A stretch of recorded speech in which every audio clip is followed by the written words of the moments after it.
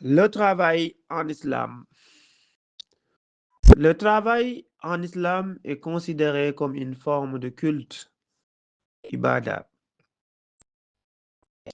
lorsqu'il est accompli avec honnêteté, sérieux et dans le respect des valeurs éthiques. Voici les principaux points à retenir. Dignité du travail. Le prophète sallallahu alayhi wa sallam a dit dans un hadith rapporté par Bukhari, aucun aliment n'est meilleur que celui gagné par le travail de ses mains. Donc le travail est vu comme un moyen licite de subvenir à ses besoins et à ceux de sa famille, et non comme une simple contrainte. Deuxième point, recherche de la subsistance licite, risque halal. Gagner sa vie par des moyens honnêtes est une obligation. Le commerce, l'agriculture, l'artisanat ou tout emploi utile sont valorisés tant qu'ils respectent les règles islamiques. Troisième point, éthique dans le travail.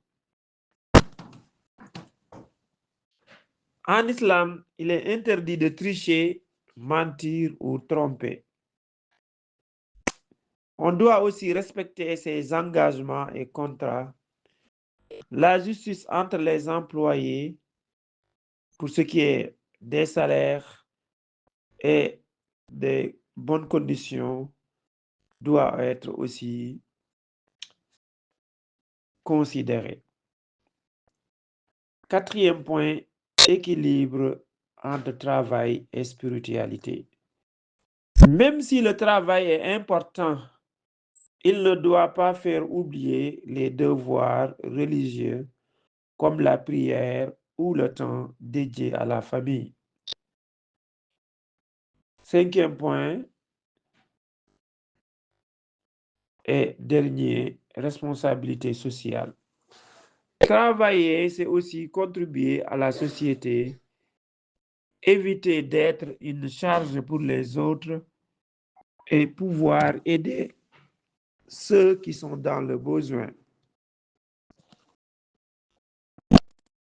Oui, en islam, travailler, c'est adorer Allah, à condition de le faire avec honnêteté, patience et sérieux.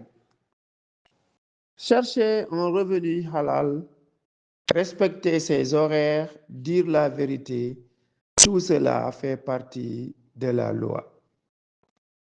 Pas de mensonge, pas de triche, pas d'injustice envers les collègues ou employés.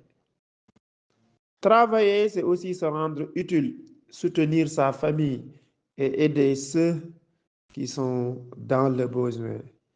Alors, n'oublie pas, même au bureau, à l'usine ou sur un chantier, tu peux gagner des hasanats si tu travailles pour Allah.